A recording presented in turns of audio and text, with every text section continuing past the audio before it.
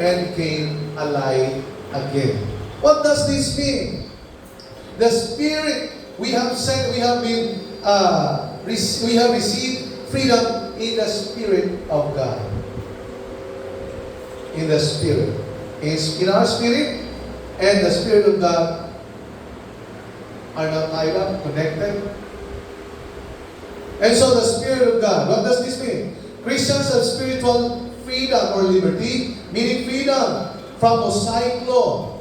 Tayo ay malaya na sa batas ni Moses. Ano ba yung batas ni Moses? Yung Ten Commandments and all. Kasi kahit na nasunod mo yung siyam na yun, kung ang isa doon pang 10 ay hindi, lahat yun hindi mo masusunod. And no one was able to perfectly obey the Messiah law. But Jesus said, I did not come to break the law of Moses, but to, what? Anong ginawa ni Jesus? Sundin o ganapin. Nung wala kahit isa sa atin na nakasunod, Jesus did it all for us. Di ba napakaganda? As the law of Jesus is superior, tandaan po natin, yung Ten Commandments na binigay ng Diyos kay Moses, that was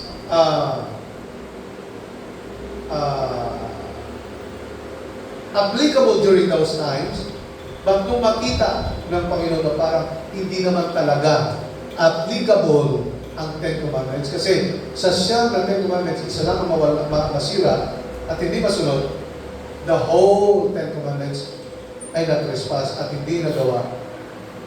Ano ang ginawa ng Panginoon Jesus? Ginawa niya ito. Sinunod niya ito. Kasi wala talaga makakasunod.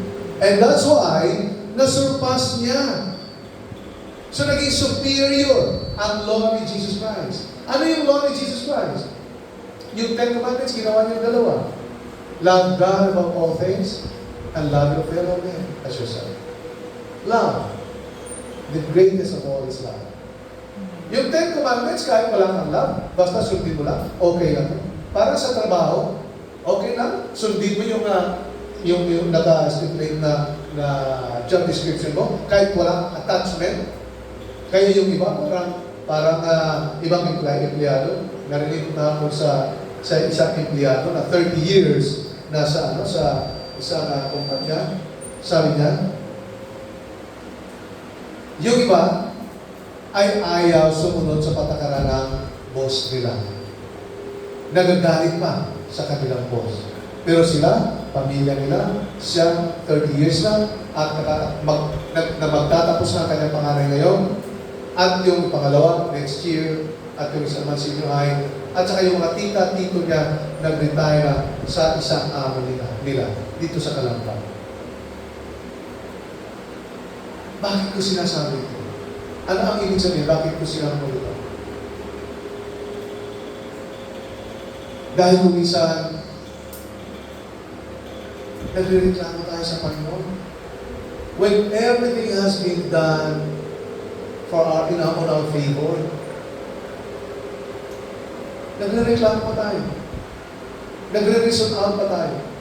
Kasi ganito kasi si ganito kasi ganito Kaya napilitan ako. Di ba? Sila wala daw silang reklamo. Matalak pa yung kanyang amo. Pero ang pagtatalak ay para daw sa kabutihan nila. O para daw sa kanilang music to the ears ang mga pangaral ng kanilang amo. Kasi ang ginagawa daw ng amo nila, sinasabi, huwag kang humingi at mamutang na mamutang. Halika, magtrabaho ka dito. Para bang kumbaga, huwag kang humingi kay Lord. Na Lord, ligtas mo ako. Niligtas ka na ng Panginoon. Come and stand here as a free, saved by grace by the Lord Jesus Christ. Freedom in spirit. Verse 2, for the law of the Spirit of life in Christ, Jesus has made me free. Yan. The law of the Spirit of life, the Spirit of life in Christ Jesus has made me free. Freedom in spirit. Malaya ng Espiritu ko. And the Spirit of God is free to move, to work in my life. To dictate whatever He wants me to do. To dictate what direction should I go. My spirit is now in connection with the Spirit of God. And that's why the Spirit of God is free to direct my spirit, which is in connection, which is connected to the Spirit of God, to do the things that please God. And it says again, there is therefore now no condemnation to those who are in Christ Jesus, who walk not after the flesh, but after the Spirit. Those who are led by the Spirit are children of God. If you are not a child of God, then you are not led by the Spirit. But if you are a child of God, you are led by the Spirit. So everything that you do is in accordance to the leading of the Spirit of God. Remember that. Let's all remember this. And so therefore, how do we know that we are led by the Spirit of God? Hello? How do we know? We don't see the Spirit of God. However, we know by faith through His Word. Amen? God is a Spirit. And His worshipers must worship Him in spirit and in truth. So you believe in the Word of God. You live according to the Word of God. If you are led by the Spirit of God, He leads you by His Word. And He puts in your mind, in our hearts, whatever He wants us to know, to learn, and to do. That's how God, the Spirit of God, leads us. If there's a conviction not to do bad, and you still do bad, you are coming against the law of the Spirit. And you are listening to the leading of the Spirit. Because the leading of the Spirit for us is not to do bad, not to do sin. But if you commit sin, if you do sin, sa kabila ng dikta ng banal na Espiritu sa pamamagitan ng kanyang salita, then, pag-isip tayo, are we children of God? Am I a child of God? I am only a child of God if the Word of God, if indeed the Word of God is true to me when it said, those who are the children of God are led by the Spirit of God. And the leading of God for us, for our children of God, are by His Word. Iko-convict tayo ng Holy Spirit. And when the Spirit convicts us through His Word, pakinggan natin. In Romans chapter 8, verses 14 to 17, for those who are led by the Spirit of God are the children of God. Mayroon pang sinabi doon, are the children of God. Talagang tukoy na tukoy. You get it? Para bang sa Tagalog sinasabi, ang mga ginaguide ng Holy Spirit ay sila lamang na mga anak ng Diyos. So therefore, whoever says he's loved by God, then show Him. Show it by your lifestyle. Avoid sin so that magiging totoo.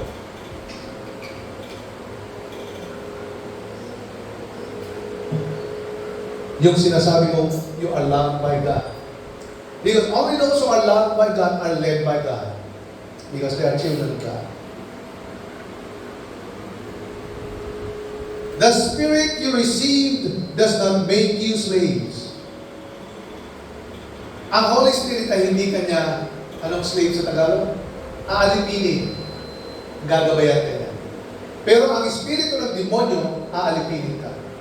Magsugal ka, magsugal ka, magsugal ka, magsugal ka, magsugal ka, magutang ka, mag-swindle ka, mag-swindle ka, mag-hold up ka, mag-hold up ka, mag-droga ka, mag-droga. That is the spirit of slavery. And that is the spirit of demon. Gumawa ka ng kasalanan, gumawa ka ng kasalanan. Because you are a slave to sin, you will do it. Dahil ang ating amo ay makasalanan, demonyo, ay kasalanan ang ginagawa natin. Kasi tali ang ating mga leeg na umaalipin sa atin. Tayo hindi tayo tinatalian ng Panginoon at ng Diyos sa leeg. We are given the criteria. We are given His Word. Binigyan tayo ng salita ng Diyos. Guidelines to live. You live by the book, by the Word of God. Tingnan natin. The Spirit you receive does not make you slaves, so that you live in fear again.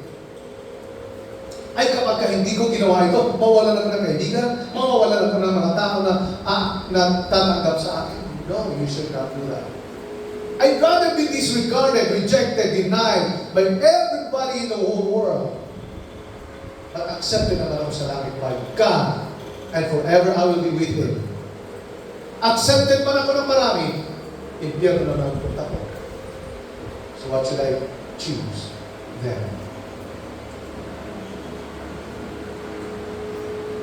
The Spirit you received brought about your adoption to sonship. Yes. We were adopted into the family of God. Thank God for the adoption process. Ang adopted naman ay legal. So we were legally adopted by God. When we were yet sinners, He adopted us. He made us His own children. Perfect children for Him.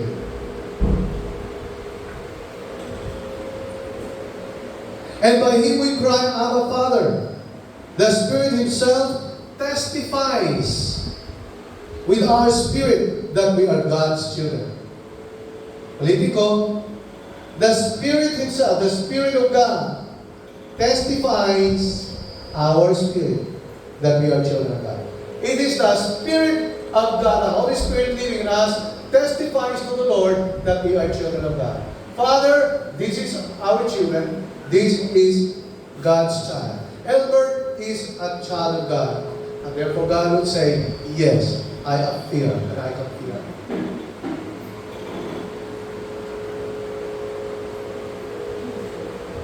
When the Holy Spirit declares that we are children of God, we will feel it in our spirit. We'll know it by our spirit, by faith, sa pamamagitan ng pananampalataya na we are children of God. And if we are children of God, tayo ay tagapagmana ng kaharian ng Diyos. Sama ni Jesus. We are co- or joint heirs of Jesus Christ. Because Jesus Christ is the firstborn among the dead. Siya ang unang isinilang mula buhay, mula sa mga patay.